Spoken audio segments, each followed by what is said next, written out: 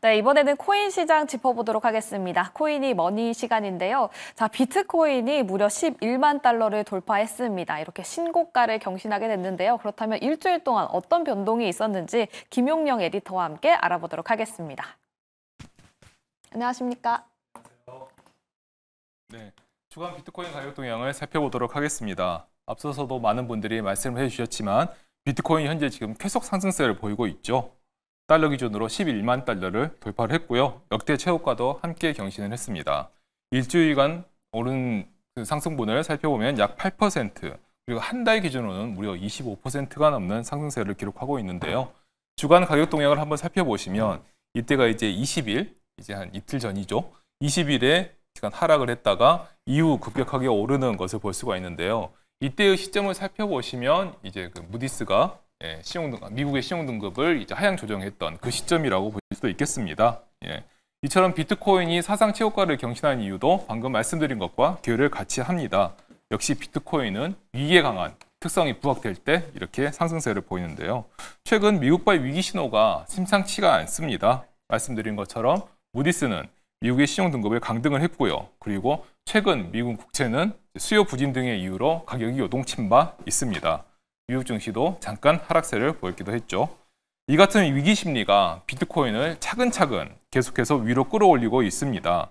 이렇게 빌드업이 된 상황이라고 한다면 비트코인의 과거의 사상 최고가가 현재 비트코인의 고점 압박을 세게 줄 것 같지 않습니다. 지난주에도 말씀드렸습니다만 비트코인이 사상 최고가를 경신했었을 때 우리는 시장을 보는 뷰를 다시 한번 설정을 해야 된다고 말씀을 드렸죠. 제가 그 이전까지는 이제 고점 압박이 좀 있을 수 있다. 그래서 사상 최고가를 경신하기 전까지는 고점 압박이 좀 있을 수 있기 때문에 조금 지켜보셔야 된다고 말씀드렸는데 현재 이처럼 차근차근 쌓아 올려진 상황이라고 하면 약간의 매수를 살펴봐도 될 것 같습니다.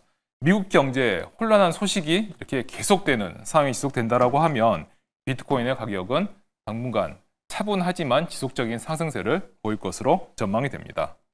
자, 그렇다라고 하면 이제 주간 암호화폐 ETF 유출입 현황을 살펴보도록 하겠습니다. 여기서 이제 보실 수 있는 것처럼 지난주에는 매수가 그렇게 많지 않았었습니다만 이번 주 들어서 확실히 그리고 이틀 전 봤었을 때 상당히 큰 유입이 들어온 것을 확인할 수가 있습니다. 전주 대비 확연히 늘어난 상황이죠. 기관 투자자들이 미국발 위기 신호에 대한 대응으로 비트코인에 대한 투자를 늘렸다는 것을 이제 볼 수가 있고요. 이처럼 비트코인이 사상 최고가를 결파를 했었어도 이 같은 추세가 바로 전환되지는 않을 것 같습니다. 그래서 기관의 우호적인 투자 심리 또한 계속될 것으로 보이고요. 현재 확인하실 수 있는 이처럼 이 유입세는 앞으로도 당분간은 지속될 것으로 봐도 좋을 것 같습니다. 네, 알겠습니다. 이렇게 한 주간 어떤 흐름을 보였는지 확인을 해봤는데요. 자, 먼저 비트코인이 10만 달러를 넘어서 11만 달러를 넘어갔습니다. 이는 사상 최고가, 신고가를 경신한 것으로 보이고요. 이 부분이 상당히 긍정적으로 평가가 되고 있습니다. 역시나 위기에 강한 비트코인이다라는 뷰를 제시해 주셨는데요. 가상자산 시장의 위기 심리가 비트코인에 힘을 실어준 것이 아닌가라는 인사이트 함께 주셨습니다. 또 고점에 대한 압박은 어느 정도 해소된 것으로 보이기 때문에 지금 시점에서는 신고가를 넘어갔기 때문에 어느 정도 매수 관점을 제시를 해주셨으니까요. 이 부분도 함께 참고를 해보시면 좋을 것 같습니다. 또 주간 암호화폐 ETF 유출입 차트도 함께 확인을 해주셨는데요. 이 부분 모두 참고해 보시면서 우리 코인 시장까지 짚어보는 시간 가져보도록 하겠습니다. 자, 방금까지는 우리 김용영 에디터와 함께 주간 데이터를 살펴봤습니다. 오늘은 또 새로운 분을 모셔봤는데요. 자, DSRV 미래금융연구소 서병윤 소장과 또 이야기 함께 해보도록 하겠습니다. 어서 오세요. 네, 안녕하세요. 네, 안녕하십니까. 자, 이렇게 주간 데이터를 살펴봤고요. 그렇다면 조금 더 딥하게 이야기를 나눠보도록 하겠습니다. 우리 코인 시장을 심층 분석해 볼 텐데요. 지금 시장에서는 뭐 스테이블 코인 굉장히 많은 이야기가 있잖아요. 네네. 그렇다면 우리 시청자 여러분들께서도 스테이블 코인이 도대체 뭘까 굉장히 궁금해하실 것 같습니다. 스테이블 코인 정확하게 어떤 겁니까? 네, 스테이블 코인은 말 그대로, 사전적인 말 그대로 가치가 안정된 코인을 뜻합니다. 여기서 이 가치라고 하는 거는 법정화폐를 주로 얘기하는데요. 달러인 경우가 대부분입니다만 원, 그리고 엔에 이제 고정된 사례도 있습니다. 방금 말씀드렸던 것처럼 이제 원화에 고정된 사례도 과거 등장한 바 있죠. 그리고 이 스테이블이라는 게 그런 의미를 가지고 있다고 하면 뒤에 코인이라는 것은 말 그대로 블록체인을 이용해서 만들어진 새로운 화폐 또는 새로운 교환 수단이라고 이제 말을 할 수 있는 거고요. 그렇기 때문에 이제 송금과 결제를 빠르게 할 수 있다는 특성이 있습니다. 이처럼 현재까지 이제 스테이블 코인은 주로 이제 비트코인과 같이 이런 가상 자산을 거래소에서 사고 팔 때 주로 쓰이고 있습니다. 왜냐하면 블록체인 기술을 이용했기 때문인 거죠. 그래서 코인 매매 이외에는 많이 쓰이진 않아서 가상자산 투자자분들을 제외하고는 이제 아직까지 낯선 게 현실입니다. 하지만 그럼에도 불구하고 블록체인 기술을 이용해서 얻을 수 있는 결제 편의성 그리고 효율성 때문에 시장이 급속도로 커지고 있고요. 올해 3월 말 기준으로 살펴본다라고 하면 전 세계 스테이블 코인 시장 규모는 약 2,300억 달러 규모를 형성을 했습니다. 하나로는 무려 310조가 넘죠. 그래서 1년 전보다는 2배 가까이 커졌고요. 그래서 앞으로도 계속 주목해 봐야 할 시장과 분야라고 할 수 있겠습니다. 각국에서도 좀 스테이블 코인을 활용하겠다라는 소식이 전해지고 있나요? 네네, 맞습니다. 앞서 잠깐 말씀드렸던 것처럼 달러가 이제 현재 스테이블 코인에서는 가장 많지만 일본에서도 이제 JPYC라고 하는 이제 스타트업이긴 해요. 네. 스타트업이긴 합니다만 여기에서도 이제 엔화 기반의 이제 스테이블 코인을 개발하고 있고요. 싱가포르에서도 현재 싱가포르 달러 기반으로 해서 스테이블 코인을 발행한 사례가 지금 알려져 있기도 합니다. 아, 네, 알겠습니다. 자, 그렇다면 스테이블 코인의 활용처가 어디까지 확대될지도 참 궁금한데요. 이번에는 서병윤 소장님께 여쭤보도록 하겠습니다. 지금까지는 코인 거래에만 적용이 됐었던 것 같은데 앞으로 실물 경제에도 적용이 될까요? 네, 앞으로가 아니라 지금 사실 한국에서 많이 쓰이지 않는데 미국 같은 해외에서는 지금도 많이 쓰이고 있다라고 말씀을 드리겠고요. 네. 저희 한국에서는 그 토스를 많이 쓰지 않습니까? 그쵸. 금융거래할 때. 그 미국에서 많이 쓰는 페이팔이라든지 벤모 같은 앱에 이미 이 카드 결제, 뭐 저희가 계좌 결제, 뭐 ARS 결제 뭐 이런 것들 있지 않습니까? 그 스테이블 코인 결제라는 게 이미 좀 나와 있습니다. 네, 그래서 USDC나 USDT와 같은 그런 스테이블 코인을 이용해서 결제나 송금을 하는 경우들이 있고요. 특히 이게 그 전 지구상으로 몇 초면은 송금이 되다 보니까 국가 간 결제에 굉장히 저렴하고 신속하게 또 거래가 되는 특성이 있습니다. 예를 들어서 저희가 카카오페이를 쓰시는 분들이 지금 싱가포르에 가면 그랩페이라는 이 간편 결제를 많이 쓰는데요. 그랩페이 가맹점에서 카카오페이로 결제를 하면은 그 국경 간 결제를 그 XSGD라는 싱가포르 달러 기반 스테이블 코인으로 이렇게 받는 사례도 나타나고 있습니다. 네, 그렇다면 최근에 또 게임과 관련해서 코인도 나오고 있는데 게임에서도 현재 활용이 되고 있는 건가요? 게임에서는 이제 활용이 된 사례들은 굉장히 많고요. 게임뿐만이 아니라 저희가 게임에서의 재화가 이제 게임머니였다면은 네. 저희가 현실에서 일을 하고 돈을 스테이블 코인으로 받는 경우들도 굉장히 많이 생기고 있는데요. 저희 글로벌리 이제 쓰이는 프리랜서 플랫폼들이 있습니다. 이 위모트나 딜 같은 이런 플랫폼에서는 이미 근로자들이 USDC나 USDT 같은 스테이블 코인으로 월급을 받겠다라고 네. 하면 그렇게 스테이블 코인으로 월급을 주는 진짜요? 사례들도 네. 나오고 있습니다. 네, 알겠습니다. 또 이렇게 월급까지도 스테이블 코인으로 된다라는 소식도 있었습니다. 우리 에디터님도 따로 궁금한 거 없으신가요? 예, 저는 이제 궁금하다기보다는 네. 이제 게임 쪽에서 이제 사례에 대해서 조금 더 보충 설명을 드린다라고 하면 이제 국내에서 이제 했었던 이제 예전에 그 위메이드라고 하는 네네. 게임사가 했었던 블록체인 프로젝트 위믹스라고 있죠. 예, 이게 최근에 이제 조금 이제 그 여러 이제 해킹 때문에 좀 일이 있었긴 했습니다만 맞아요. 위믹스와 같은 그런 블록체인 시스템 내부에서도 보면은 이 그 재화를 이렇게 게임 내에서의 재화를 교환을 할 때 고정된 가치를 가지고 있는 이 코인이 있어야 고정된 이 교환을 좀 원활하게 진행을 할 수가 네네. 있습니다. 양쪽 모두 가격이 변하면은 거래하기 굉장히 불편하거든요. 그래서 위믹스 내에서도 이 위믹스 달러라고 이제 불리는 그런 스테이블 코인을 운영하기도 했었었고요. 네. 그래서 꼭 위믹스뿐만이 아니라 또 다른 종류의 게임에서도 이런 스테이블 코인을 이용해서 좀 더 거래를 원활하게 하는 이런 것들을 계속 진행하고 있다고 말씀드릴 수 있겠습니다. 지난주에 저희 메이플 스토리 관련해서 이야기 나누지 않았나요? 메이플 스토리에서는 아직 스테이블 코인 얘기는 없는 것 같아요. 그래요? 이제 시작하는 프로젝트이고 사용자를 이렇게 확보하고 있다 보니까 앞으로도 이제 스테이블 코인이 나와서 거래를 좀 더 원활하게 할 것으로 기대할 수 있겠습니다. 네, 알겠습니다. 이렇게 스테이블 코인과 관련해서 좀 딥하게 이야기를 나눠봤습니다. 그렇다면 달러 기반의 90%를 차지하고 있다고 하는데 원화 스테이블 코인이 효과가 과연 있을지 이 부분도 상당히 궁금합니다. 스테이블 코인을 보면 현재 달러 기반이 90%잖아요. 그렇다면 원화 스테이블 코인 정말 좀 효과가 있을까요, 소장님? 네, 말씀하신 대로 현재 달러 기반 스테이블 코인이 뭐 거의 98%, 99%인 건 맞고요. 근데 저희가 생각을 해보셔야 될 게 왜 동대문 시장에서 그 테더를 좀 받아달라. 그리고 최근에는 그 온라인 쇼핑몰에서도 테더를 좀 받아줬으면 좋겠다.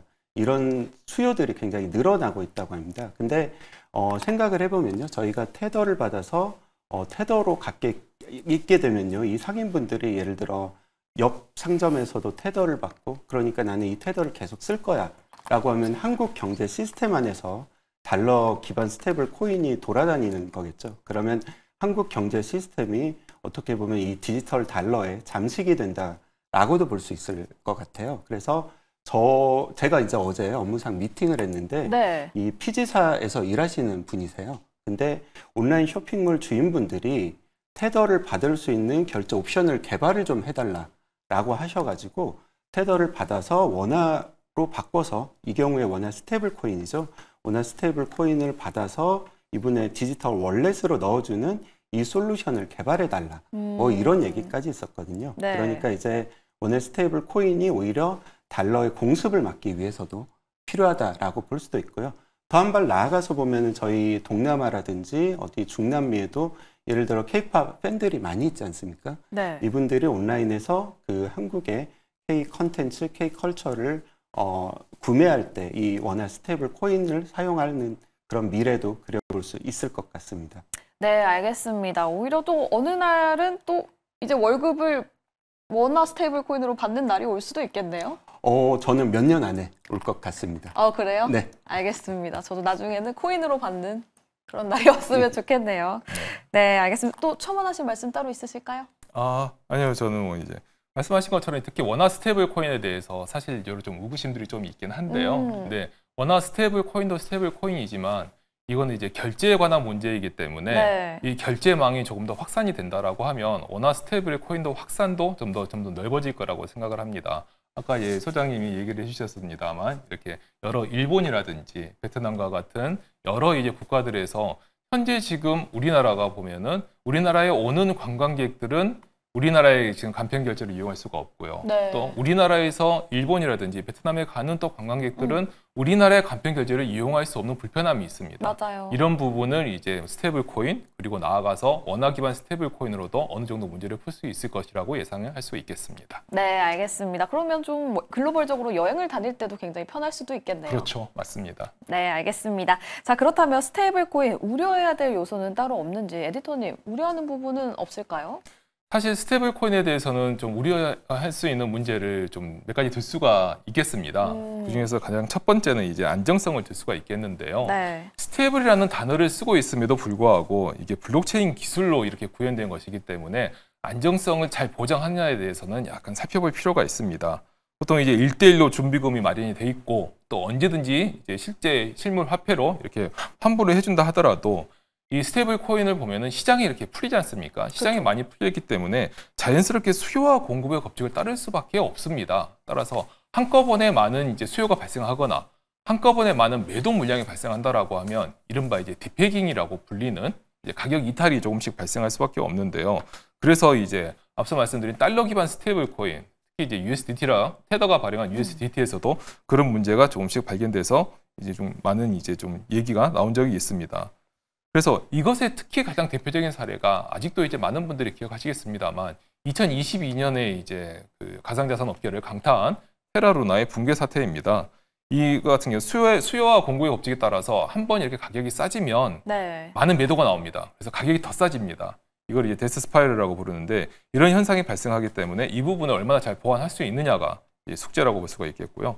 두 번째는 또 보완을 될 수가 있겠습니다. 금융시장에서 이제 돈의 추적은 불법 자금 세탁이나 또는 또 테러 마약 자금의 유출을 막기 위해서 매우 중요한 부분인데요.